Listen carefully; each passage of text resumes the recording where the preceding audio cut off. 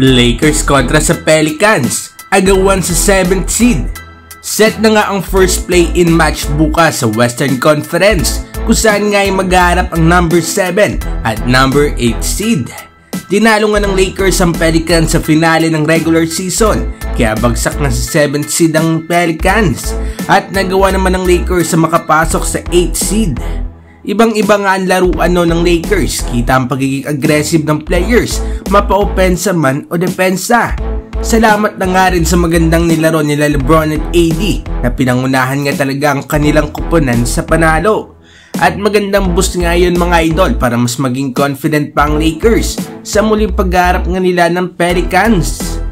Parang sa akin mga idol ay magiging yamado ang Lakers sa one-game matchup na ito. Sa experience at leadership ni LeBron at AD ay kakayanin nga ng Lakers na matalo ang Pelicans.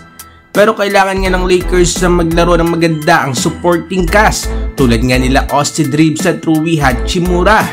Kung depensa naman ang pag-uusapan, kailangan nga ng Lakers na i-lockdown sa depensa.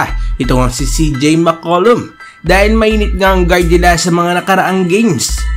So ano nga ba magiging price para sa mananalo sa 7th at 8th seed matchup? Yan nga mga idol ay ang makakaharap nila ang number 2 seed na Denver Nuggets sa first round. Magandang bakbakan agad to kung Lakers ang mananalo bukas. Rematch nga ng last year Western Conference Finals.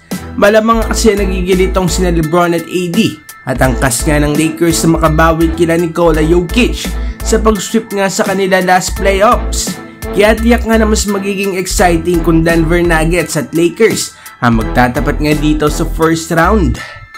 So parang nga sa akin mga idol ay nakadepende na nga lang sa kung papaano maglaro bukas ang Lakers. Kailangan nga nila ng agresibong opensa at depensa nga tulad nga ng ginawa nila last game.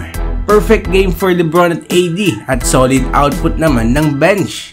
Ano masasabi ninyo dito mga idol?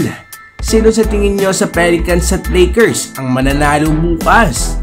Mag-komenta sa baba at ating babasahin yan. Huwag kakalimutan mag-like, subscribe para sa iba pang balitang NBA. Maraming salamat po.